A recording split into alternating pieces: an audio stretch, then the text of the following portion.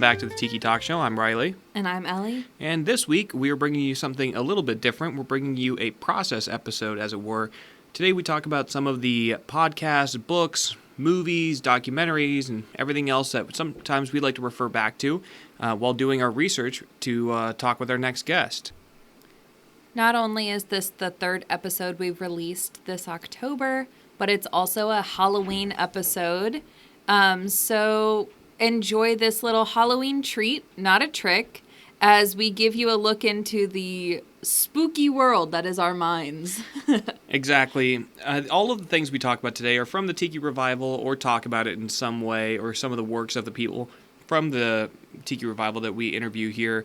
But all of these things, we love them. We keep going back to them time and time again. So we hope that you enjoy this episode. Again, it's something a little bit different, but we definitely have some very big names to close out the year that we're really excited for.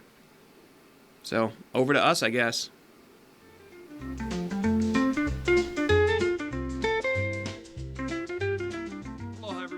Back to the Tiki Talk Show. I'm Ryley. And I'm Ellie. And today, like we explained in the beginning, there's no guests. Ellie and I have been very fortunate that this is going to be our third interview this month in October. Already we talked to Jim Hurricane Hayward and Swanky Glasner, and we hope to bring you a veteran of the Tiki Talk Show for our next one. But until then, we want to bring you an episode on this Halloween, all about our research and Tiki process, and a little bit about our inspiration of what kind of kicked this whole thing off for us. Yeah, so we're going to talk about, some source materials that we use when we're trying to learn more about the revival in general, when we're researching about our guests before they come on, and just when we're curious about something, where do we turn to? Yeah, I mean, if you've been a guest on the Tiki Talk Show, you've been told what the kind of end result of all of this research and video and interviews are going to be, but all of this is in part of a larger project that Ellie and I have been working pretty hard on, yet to be announced, but we wanted to give you a little bit of peek behind the scenes, as it were. So we wanted to kick it off with the written word, something that Ellie and I both love. We got a little stack here. We have a big library by now. We do. We have, I don't know, at least probably 3 dozen books in the Tiki library, from cocktail books to older, vintage books to all the modern things. And that's not including the many Exotica Modern magazines and everything else to go along with it. And now, actually, we also have some Tiki news inbound, too, finally. And Tiki Magazine. Yes. Edition 1, Volume 1 from 2005. So definitely picked up some cool stuff. So if you want to hear about that stuff, maybe stay tuned to Tiki Today. But today is all about the Tiki Talk Show. Yeah. We're always on the lookout for new things, especially books. We're both pretty big readers in general outside of the Tiki world. Yeah. We have a big bookshelf that's much overflowing upstairs. Yes. Not even including everything that's down here in the bar. Yeah, Ellie's been cursing me because I've been on a Titanic obsession recently.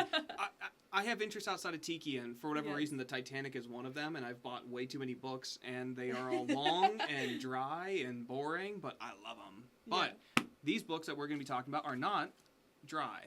They're fun, and especially the first book we want to talk about, which is the furthest thing from dry, Grog Log. Yeah. So this is I would say this is very much a core staple of a revival bar. Yeah. There have been countless cocktail books that have been written by now. Smuggler's Cove, Tiki Cocktails, Easy Tiki, Tropical Standard, you name it, there have been books that have been written about it. But when we look back, we haven't had the pleasure of talking to Mr. Jeff Beachbumberry yet, but this is the book that gets brought up time and time again. This is one of the books, similar to the Book of Tiki, that is very much a watershed moment in the revival. Especially when it comes to cocktails. This is the beginning of the revival for it. Yes, absolutely. I think it was on episode 3, Christy White said the future of Tiki revival lies in the cocktails. And people have echoed that quite a bit. And we've read countless interviews with a few up-and-coming guests. I won't say their names yet. You have to look forward to that. But they would talk about birthday parties for individuals where in the 90s they were mixing rum and fruit juice, but everyone still ended up out in the front lawn. At least with this book, I think everyone got ended up on the front lawn with, I don't know, historical research in mind, I guess is the best way to put it. Yeah, so... Have we drank all the way through Grog Log yet? No. No. No. Definitely not. There's definitely some things in here. I mean, the Speak book... for yourself. Have you? I don't remember. Everything? I don't remember. There's gotta be, like, a vodka or tequila drink in here you haven't had. You may have had all the rum cocktails, but there's no way you've had every cocktail in here. Yeah, that's fair. I still have I don't know. If you're like a tequila enjoyer, I respect you because I love the same thing that you guys got going, that rum has got going for it, and really pushing the weird, interesting distilleries. But I can't do it, man. I can't do it. Yeah. One of my favorite parts of the whole book is definitely right here in the very beginning, where it's an introduction, a talking about the revival, about, it goes into then, what do you need to get started? Bartending on a budget, the different types of rums. It really is like a little baby crash course into everything you need to start making the cocktails that make Tiki what it is. Yeah. I mean, and that's the thing I love about it, is because we now have been, it's been over 30 years, really since the revival fully kicked in. If you read my blog post on the tikitalkshow.com, you'd have seen my thesis is basically that the full Tiki revival as we know it really kind of kicked off in 1995. Now, this book is a few years later, but, I mean, it has everything. It has great illustrations. It has pictures of vintage bars, vintage recipes. I mean, Jeff's work on it is very impressive. And so this isn't necessarily something we go for research, but it definitely is historical context of what people were drinking at that time and kind of the veracity that the crowd had for new Tiki information. I mean, so if you're unfamiliar, this book is now, you can see it's a normal book with a spine. It is glued all together. This is not how it originally came. So the very first, from my understanding, it came in a different cover and a different back. It was all stapled together, I think, personally by Jeff Barry. The secondary was by a spiral-bound book that was published nationally, by a comic book organization, and then finally we have one by Club Tiki's. This is the one you can go on Target.com and find it, Amazon, wherever you like to find books, but it's definitely gone through a few iterations, and there is currently a spiral-bound copy on eBay, and if you're bidding against me, stop. Please. Please stop.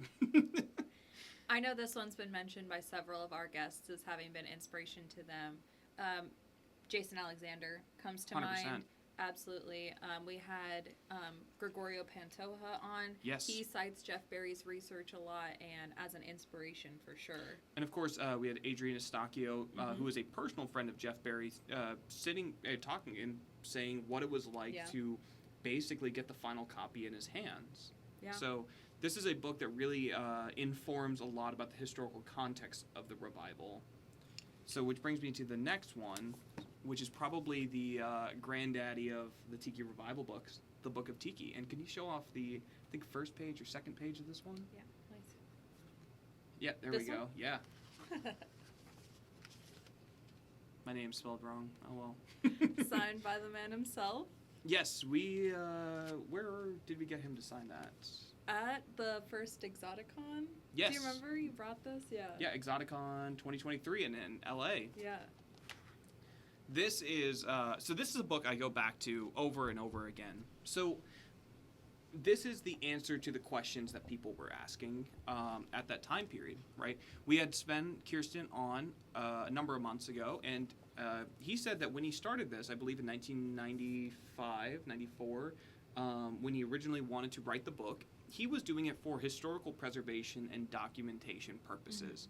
And so he really thought that it wasn't going to come back. It was going to be completely an old, archaic thing, and it was over. Of course, by the time he published it in 2000, that was not the case, very fortunately. And so, really, again, similar to Grog Log, this book answers the questions that people had at the time. What was it like in the first wave? It even has an excerpt by Jeff Barry. It's the only guest-written portion of it, and I believe Sven talked about that on the episode with him. But Jeff wrote a portion of it on cocktails. It has pictures of urban archaeology expeditions.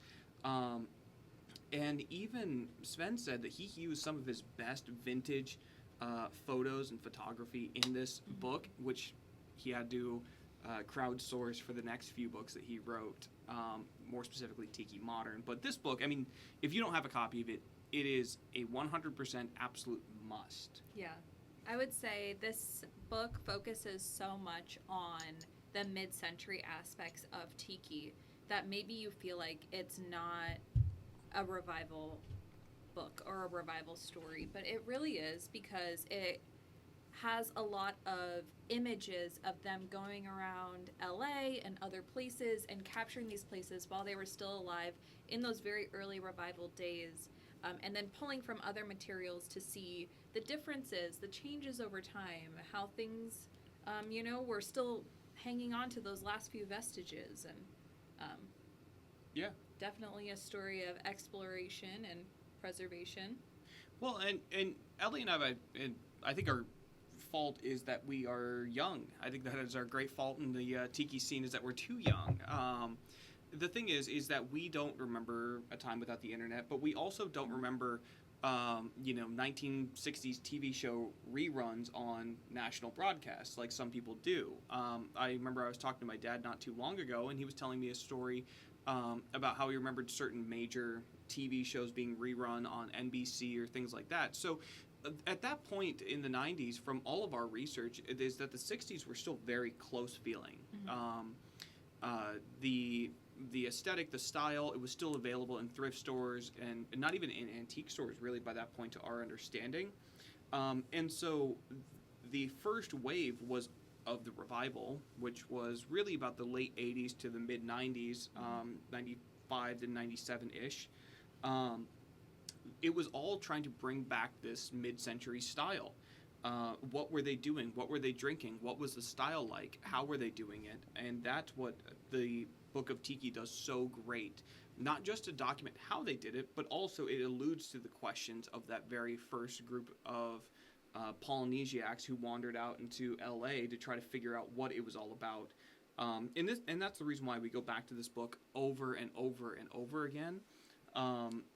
Because it really does answer a lot of those questions for us. And of course, back then, if you're reading the Book of Tiki, you also want to find a place to go have a drink. Tiki Roadtrip by James Teitelbaum. Yeah. This one's interesting because so much has changed since the book was written. It's almost heartbreaking in a way, honestly. Yeah. And at the same time, there's almost, I feel, like a new version of this book. Really? Yes. And it's completely different, don't get me wrong, because this talks about the bars in every state, noted up here at the top, Illinois, and the bars you can visit that were open, all these places you can go. And now we have the book Polynesiacs.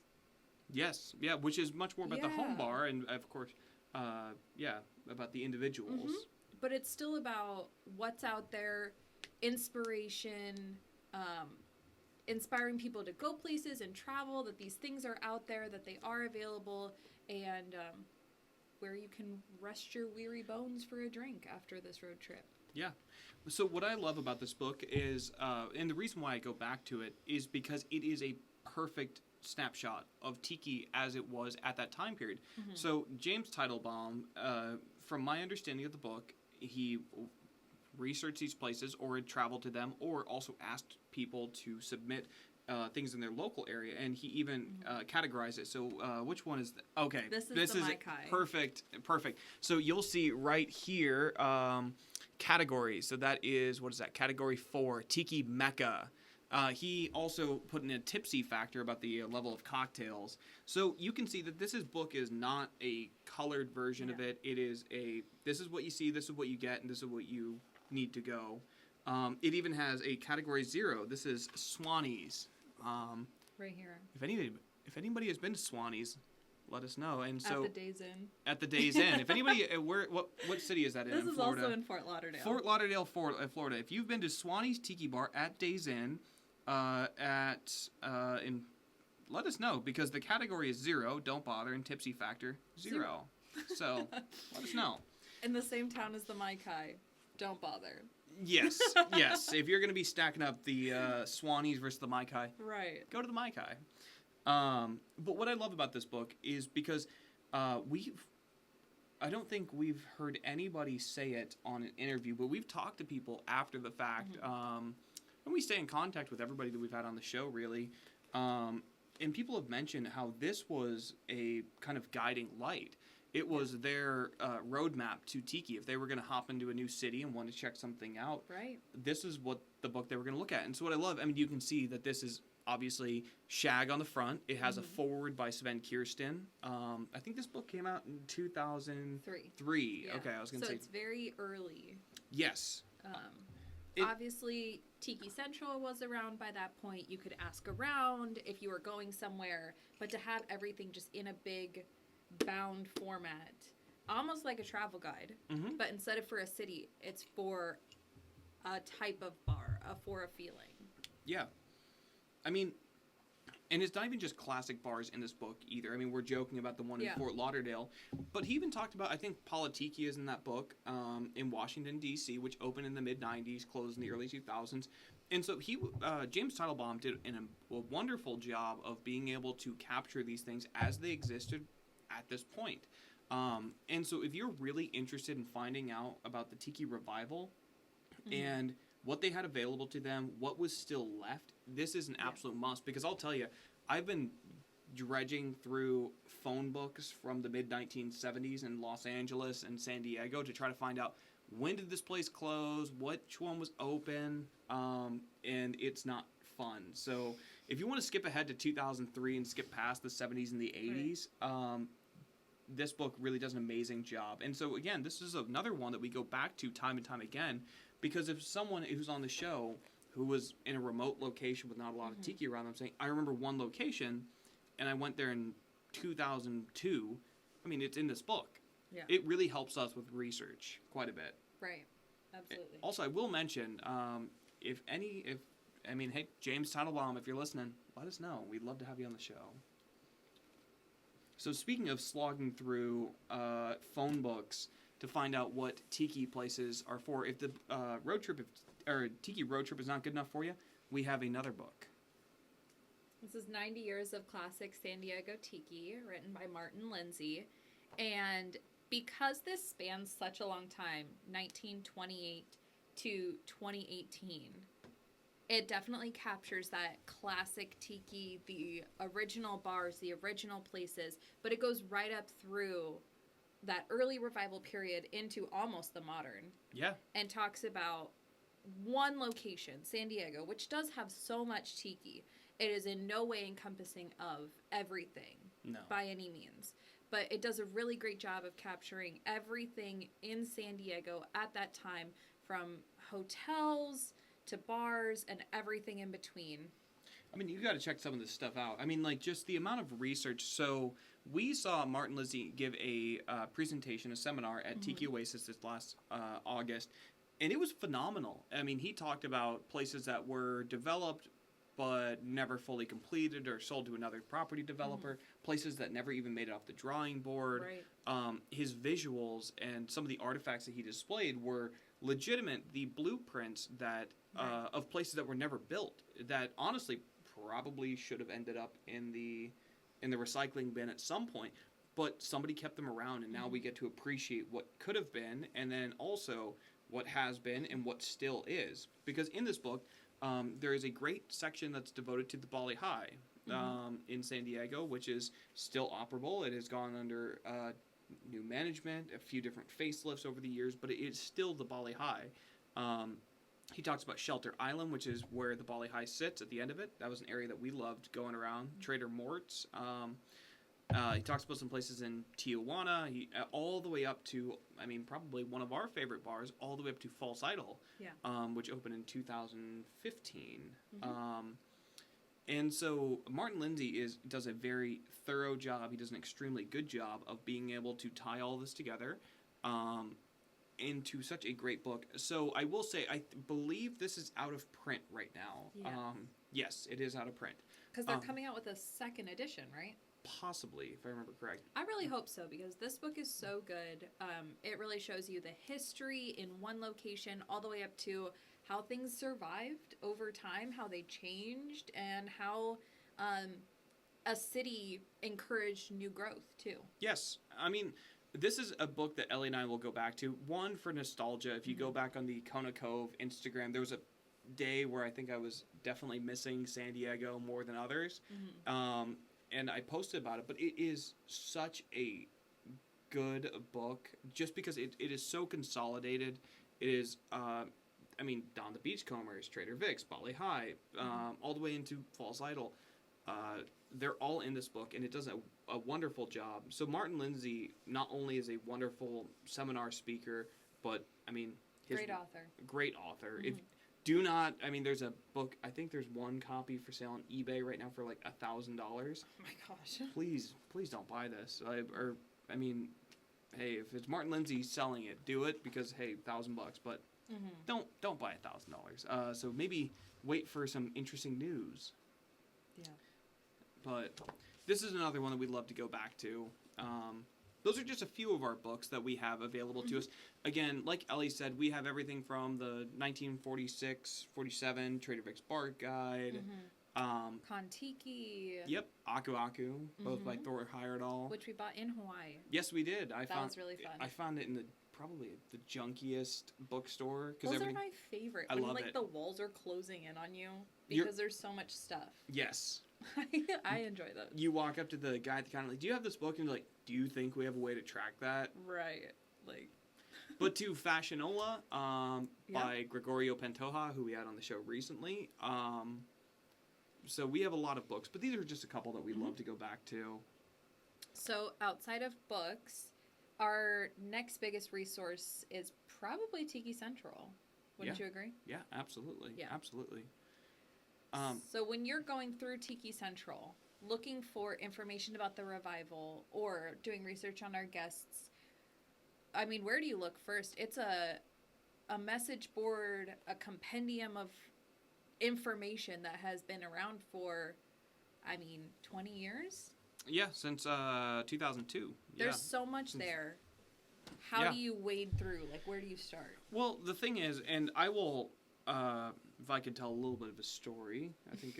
Please. All our guests get to tell stories. Yeah, that's fair. So when I got into Tiki, it was 2000. It was 2022. It was only a couple of years ago, right? But I mean, I've been into Tiki a lot longer than that. I didn't know it was called Tiki. But when I got into it, I didn't quite understand Tiki Central. So what I mean by that is that this was seemingly a lot of conversations. It was a lot of just random posts. It wasn't anything relative to me. I clicked under the general tab and just tried to start diving in, seeing what people were talking about. But a lot of the stuff was, has anyone heard about this? Has anyone seen this stuff from events from 10, 15, 20 years ago? Things that, for me as a beginner, were not really relevant. Because you couldn't put them in context. Yeah. It was just so much information to wade through. Yeah, exactly. I mean, it was a mountain of information. The fire hose and the straw, really. So over time, I came to really appreciate Tiki Central because there's people who do not interact with the Facebook groups for one reason or another.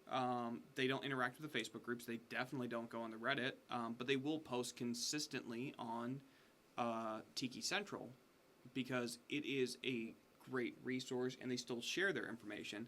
So over time, as I started seeing the names over and over again of people who continue to post, that's where I started to figure out about Tiki Central. So when it comes to us, there is a million great articles on Tiki Central. If you've never been on there, just go on, look, just start clicking, just start reading through and start reading the context of what people were talking about. Because there's everything from there, it's everything from what are you eating for dinner tonight? Yes.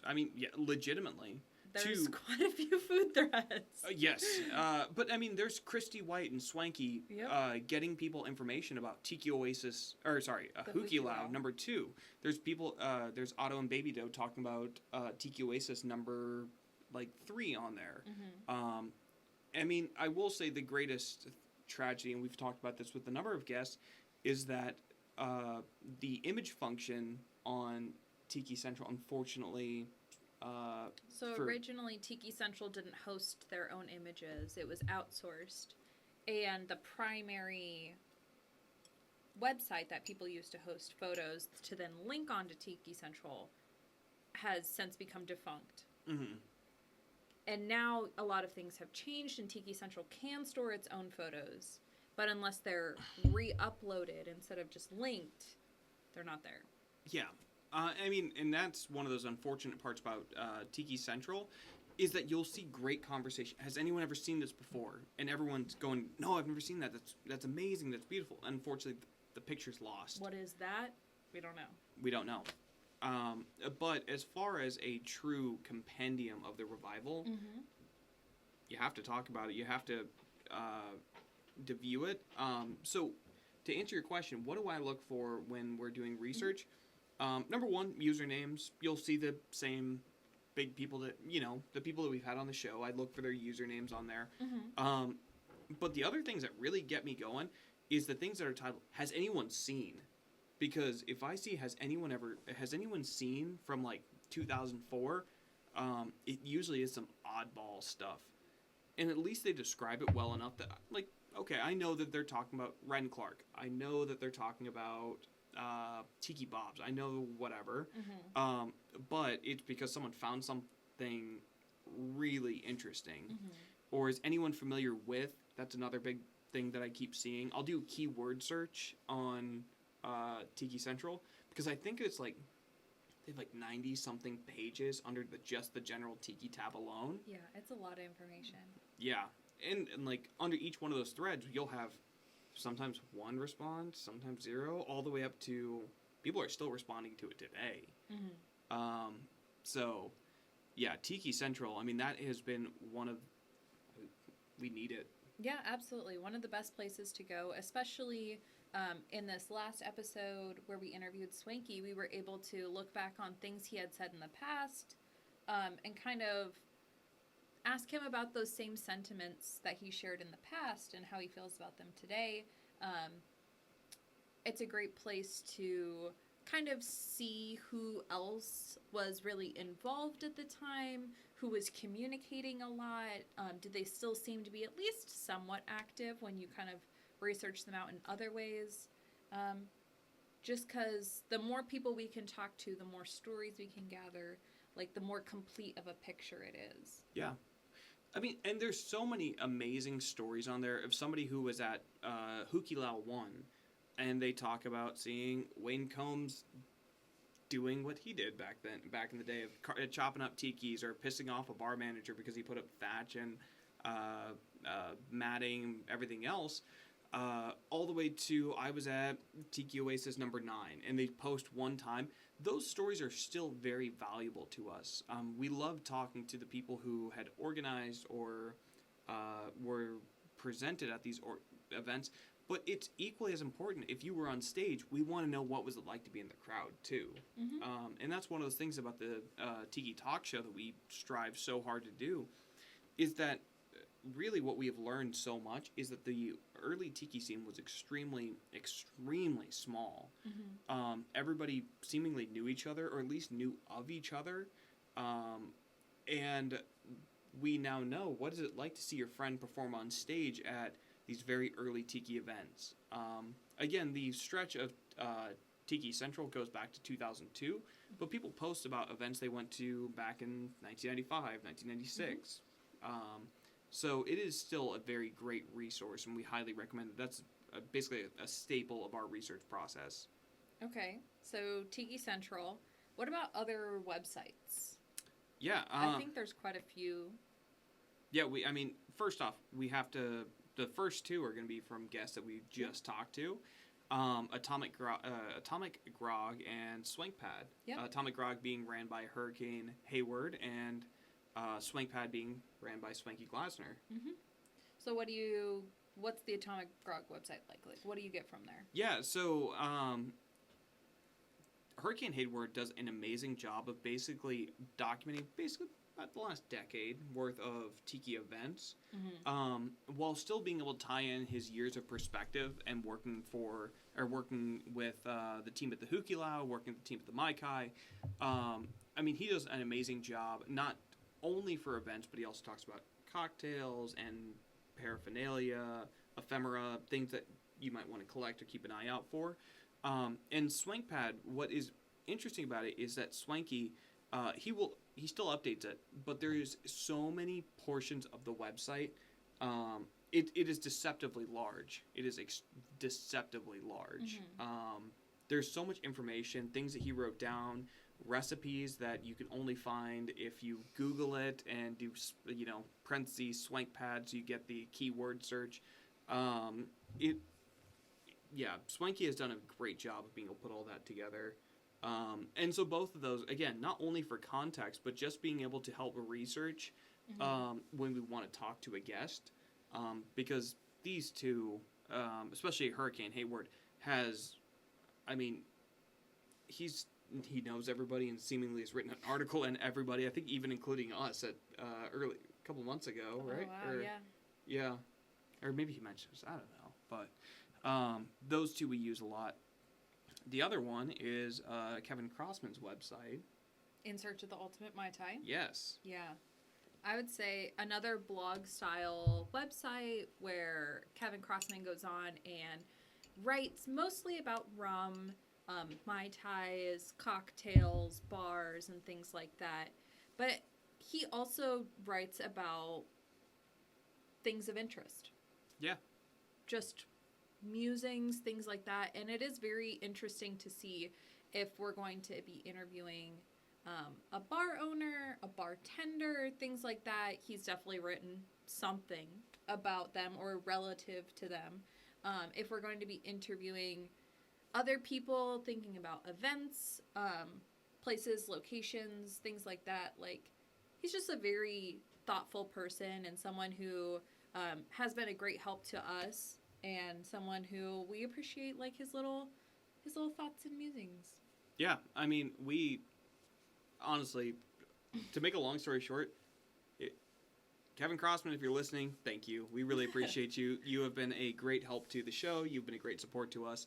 I mean, we talked about his blog when we interviewed him a few months ago, but I don't know. Again, thank you. That's all we can really say. Your website is amazing. If you have not listened, if you have not read any of his articles, go check them out. But we also will refer back to that quite often. So, and I think the last one is I told this story before, but I had a brief work trip for about a month and a half. January Brief. Brief month and a half down in Virginia, and so every weekend I'd have to drive back and forth between our home in Maryland and then down to like Southern Virginia, and I would always put on the Quiet Village podcast. Yes, right? the Quiet Village podcast by Mark Riddle, which you can find on the Digitiki website. Yeah, Digitiki. I mean, we love Mark Riddle. Again, This is another one of those ones where we love what he does so much. We will refer back to that. Again, it's not necessarily a revival. It's not really a revival website. He's been a major part of the revival, definitely. But it started in the revival. What was it? Did he say 2008, 2009? Yeah. Early on in the podcasting scene. But he writes a lot about music. He writes about what he's up to. I mean, Mark Riddle has been such a great inspiration for the DIY aspect of what we do, of just do it and enjoy what you do, and people are going to listen and enjoy it and appreciate it. And his website is the same way. I mean, he'll talk about the music that he plays. He talks about his different episodes, his different themes, his collection, what he's up to. And that's another one that we like to go to. And if you haven't listened to the Quiet Village podcast, it is great. If you're stuck in traffic, he'll explain what he wants to do for the episode, and he'll explain that about the music that he does. And also on his website, he also talks a little bit about his archaeology and archivist, I guess that's a better word, efforts too, which is something that's, for me and Ellie, that's very important for us. Yeah, this is definitely someone for whom music is a passion and a lifestyle. And as much as he loves Tiki, he brings the passion for music into that wholly and completely. And so Digitiki is really a collection of Tiki music. From Exotica, lounge, anything that can fall into that category of I'm listening in a tiki bar. Mm-hmm. Mark Riddle's done an amazing job of preserving it, keeping it safe, making it available to the public, and just being a nice person. Yeah. Honestly. Yeah. Well, and that's what I appreciate about Mark, because his music, he was a very early adopter of the revival of cocktail and exotic music. And so he was making this stuff back in the 90s and early 2000s. Because he's an early adopter of it, I mean, he knew what he was listening to get inspiration. Again, similar to the Book of Tiki or Tiki Roadtrip, it alludes to what the questions were being asked or what's next. I mean, and so that's another reason why we always go back to his stuff. And, you know, speaking of music, I think we've laid out a couple albums, too, that we will put on quite a bit during our research process, too. Yeah, so when you think about research, you probably think about books, websites, places where you can go and do the reading. But we listen to a lot of music, Ryley especially. And there's so much music that's relevant with that revival time period. Yeah. So we talked about this album when we talked with Mark Riddle, but Lahaina Sunset by none other than Mark Riddle. If you're listening to this, you won't be able to see the album, but the album art, it is just beautiful. He took this photo himself. I think he said he took it on his iPhone, too. I think he just said, like, this is a photo that he picked up. And you can see the on the top side of it, it says Hi-Fi Stereo Disc, which I always love, like the similar old Arthur Lyman records. We have listened to this a lot, just down here in the bar, hanging out, but also during our research. Ellie and I will kind of do a research sync before we actually do the episode. What did you see? What did I find? This is what I think. You know, yada, yada, yada, while we're writing the way that we want to ask some questions. And this is just, again, another great example of this. We talked about this album before, but yeah. Yeah, really nice. Yeah. So, another album that I think would be worthwhile to bring up. Yeah. For another great revival band. For Creepxotica. Ryley and I first saw Creepxotica at the Exoticon event. No, actually before. We saw them at the Bali High. We That's did. right. We did. We went to one of those, like, Halloween mug drops right around the time of Tiki Oasis, right? Like, it coincides that, like, early August period. So it was a Cutwater. Remember that golden? Yes, a Cutwater event. Yes, it was a Cutwater. People have seen those. I'm sure at your local liquor store they have the premixed. Oh, like the chalice looking Yes, the thing. gold one that they said was a skull or. It was something. It looked great. We loved it. Anyway. And we saw Creepxotica perform there at the Bali High. I don't know if that was our first interaction with the lovely Dave Warshaw, though. It was not. If you know San Diego and you know Tiki, you should know Dave Warshaw. Yes. Like, his store is iconic, for sure. And so is his artwork, absolutely, in relation to the Bali High and everything that they put out. And he's a member of this band, Creepxotica. And we've seen them perform then at Exoticon. Yes. We did. Twice now? Is that it? Yeah. I think so. Warshaw's Provisions. That's the name of the store. Go check him out. Yeah. You know, if you're a Tiki fan, you're going to like it. I think there's even, he claims, like, the smallest Tiki bar on, like, the front porch. Yes. Right? Yes. It's very cute. Like, just check out. It's an oddity in San Diego for sure. A point of interest. If you're looking to be there at open, maybe reach out to him beforehand. Yeah. It's a great store. It is seriously a great store. A lot of tiki stuff. So, Mr. Warshaw does a lot of the artwork for the Bali High. He most recently did the mug, the new Goof on the Roof mug that they're doing now at the Bali High. That was designed by him. So he is very, very tied to the Bali High, and he's just a San Diego staple. If you've never heard this album, so this is, I believe it's just called self-titled Creepxotica. Yeah, featuring Rachel Deshawn? I don't know. But this is another album, I mean, just for revival, and then also just getting a little taste of home. Yeah, and something that's like, we think about new books being written, we think about, the invention of the internet and how that transformed, web sharing and idea sharing across the internet, but music definitely had a revival too.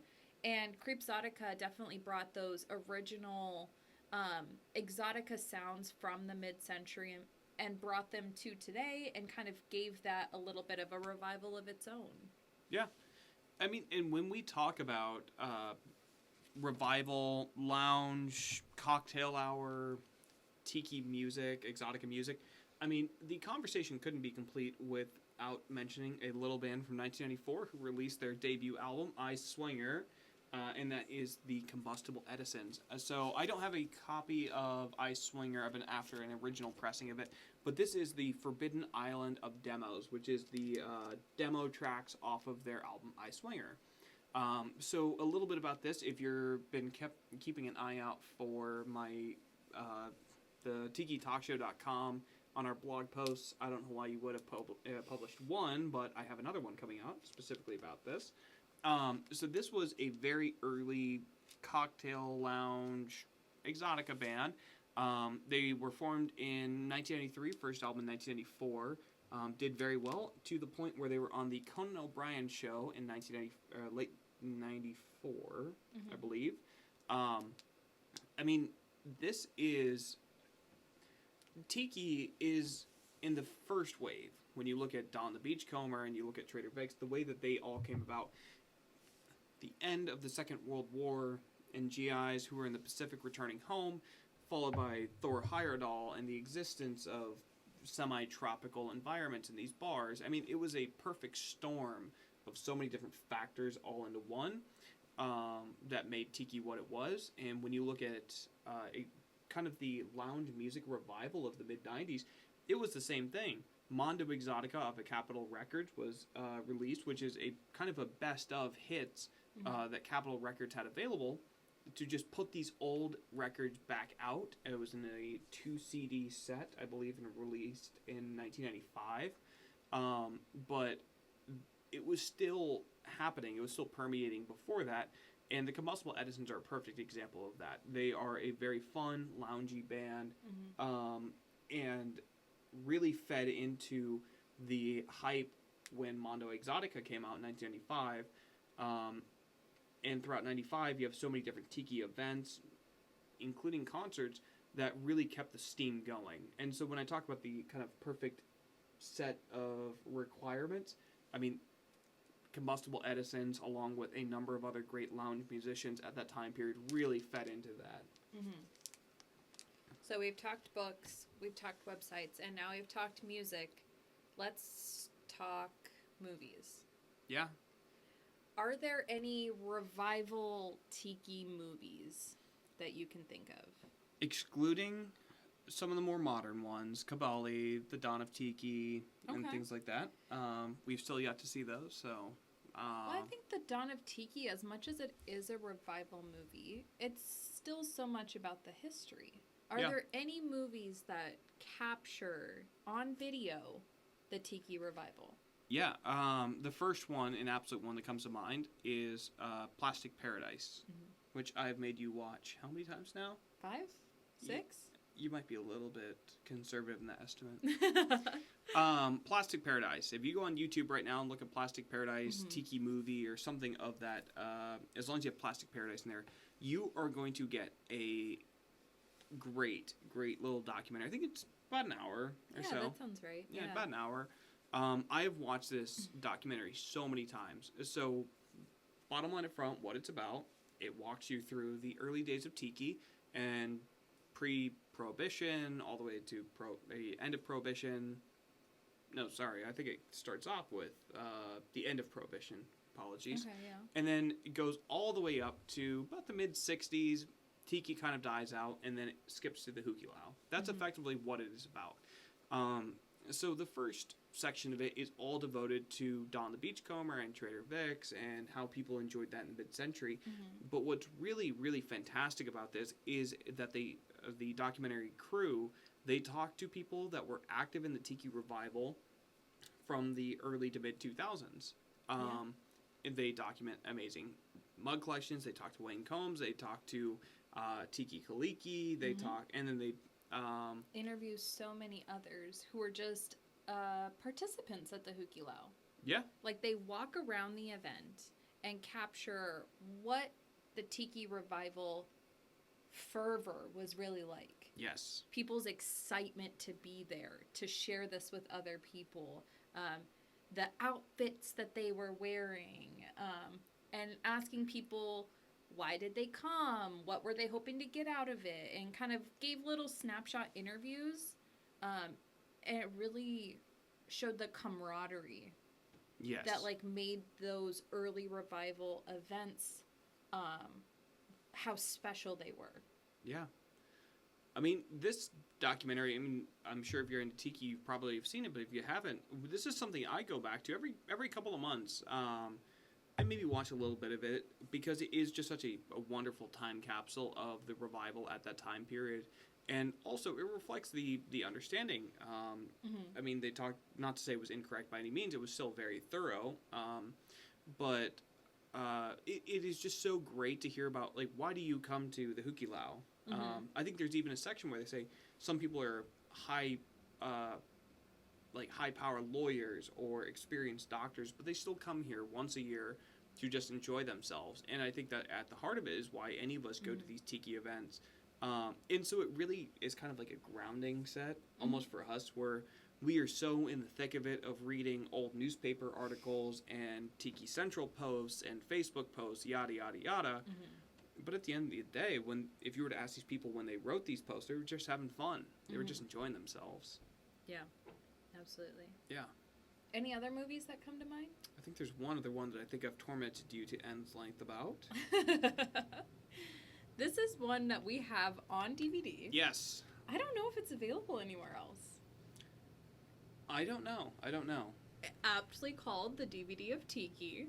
Yeah, we picked this up. I remember so I will say that when we were living in San Diego, I would you would graciously drive us around from bar to bar sometimes. And there was one day, I think me and my buddy, we had just finished up at a little pregame at the Bali High and heading on over to Falls Idol in Little Italy. And I asked Ellie, like, oh, can we stop at Trader Mort's, the famous liquor store right up the street? I don't remember why I wanted to go. I just remember, why not? Yeah, why not? I love that place. Trader Mort's is amazing. And they had a small, and this was before the renovation, but they had a small stack of DVDs, and it was called the DVD of Tiki. And I'm like, huh, what is this? And I mean, maybe I'm in one, possibly two world famous Mai Tais deep. I'm like, this is pretty cool. I like this. Yeah. So I pick up a copy of it. There's some time that goes by, but I remember popping it in. I mean, and I really enjoy this documentary. I mean, it doesn't really hit on the revival. It really focuses up to, maybe 1965-ish time period. Bob and Leroy are in it. I think Sven is in it, and I believe Jeff Berry is in it too. But it really focuses up to the mid-60s. And the most unfortunate part about it, I think the worst part about this DVD, is it says, to be continued in the DVD of Tiki. It's supposed to be a part 1. Volume 2. Yeah. And Volume 2 did not happen. At least I've never seen it. I've never seen it. If it exists, please send it. Please send it. Please. Because it is like such a what could have been moment for moving out of the height of Tiki like the original period, the golden age, into Volume 2 could have been this, like, beautiful capturing of the revival. Yeah. And it's not there. In the same way of, like, Tiki Roadtrip, of what is this amazing time capsule, it could have acted as that. I mean, yeah. Like, if you're into Tiki, you know the heartbreak, you know what it's like when your favorite bar closes. So, just applauding the documentarians, the amount of effort that they put into this. It is truly impressive. It is a great documentary. I'm not sure. I'm sure I'd like to say it's available on, like, Amazon or... I have no idea. I don't know. I bought that copy and I never looked It comes in, like, the flimsiest little case. The paperback case from yes. Yeah. I mean, it's great. Nostalgia. If you don't have a copy of it, I highly recommend it. I don't believe it's on YouTube, but I really hope that it becomes more widely available. I want more people to see it. Yes. It's good. It's very good. It's extremely good. Again, not really hitting on the revival, but it's something that we go back to quite often. Yeah. So when we are, I guess a little more specifically, researching a specific guest, and we have questions about maybe things they've mentioned before, we just want to know a little bit about them and their history before we, have them on, be well prepared for the interview. I would say there's one source that we can pretty consistently go to. And what's that? Inside the Desert Oasis Room podcast. Yeah. Yeah. Is there anybody he doesn't know? I feels like no. Like, Adrian, we've had him on the show. He is such humble, great, nice, all the positive attributes. Absolutely. And he hosts the Inside the Desert Oasis Room podcast, where he interviews his friends and other people in the Tiki scene, and they just chat. They just talk Tiki. They talk everything.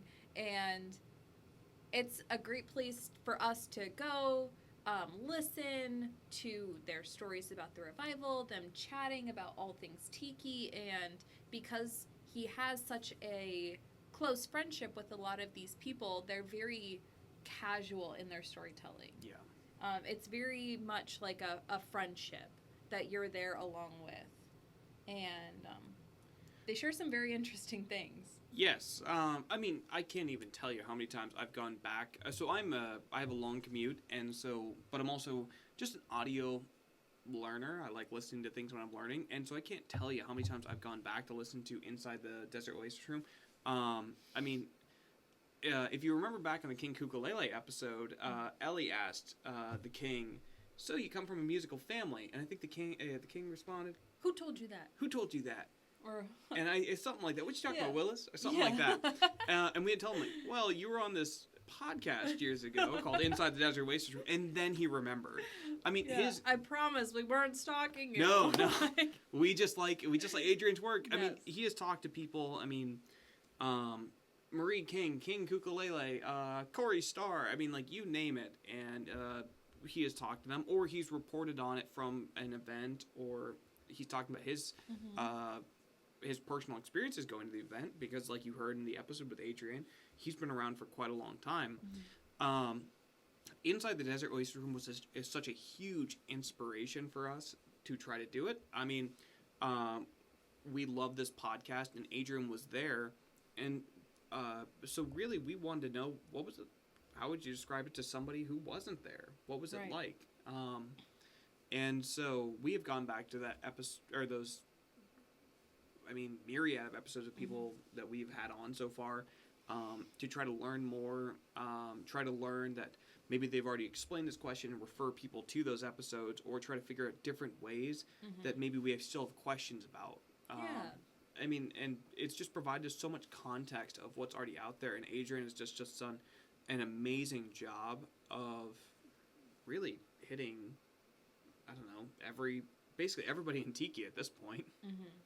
So much about, because there's already Tiki interview shows, because there's already, Adrian talking to these people, his friends from the revival, our show had to be something different, right? And so going through and listening to the things he's asked challenges us to ask different questions, approach things from a different point of view, and try to add different information to the conversation, just the same things that get asked time and time again. Yeah. Because those are the core of the stories.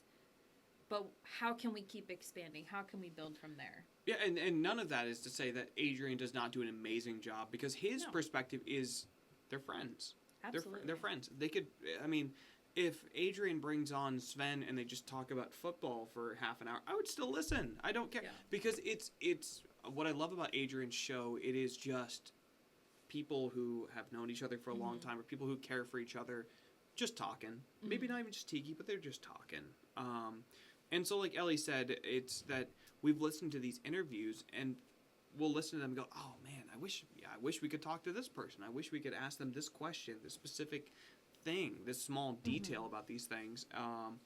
But that's another one. As far as our process goes, I think I'll always look up if someone's been on that show before, and put it on, listen to it, or Ellie will listen to it, and we'll write up a synopsis for the other and say, hey, this is what I think is very interesting, or this is what I want to talk about.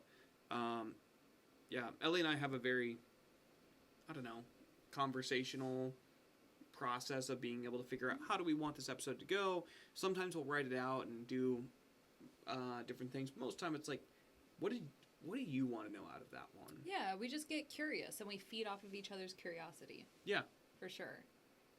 I would say there's one other big way that we learn a lot about the revival. 100%. Probably the oldest form of research. Yes. But maybe I don't know, some people would regard the least reliable. I regard it as the most reliable. I would too. It's the word of mouth. Absolutely. You got to go to the source. Yeah. We have had the privilege of talking with so many people who have been big and influential players in the revival scene, and asking them questions and getting to speak with them has been so amazing that then when we talk with them about other people, who else would they recommend we talk to? Where do we go from here? And having them tell us stories, put us in contact with other people and things like that. It's just truly been like very fortunate and very amazing.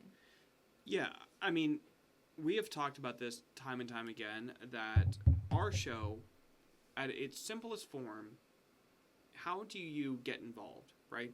Everyone that we've had on the show, they have been so gracious and so kind to give their time to us. For people who are new in Tiki, and within the last couple of years, especially as younger couples, people could say, no, I don't want to talk to them. They're young. They don't know what they're talking about. But we have never had that. Everybody in the Tiki scene is just so kind and compassionate to say that they're willing to explain what they have seen, what they've been through, what their experience is like, or what their skills are that they want to teach other people. Not because to elevate themselves, but because they want this story to keep going. They want the story to keep going to the next person. And so what our show is really about is just how to get involved, and that these people are accessible and you can ask them questions.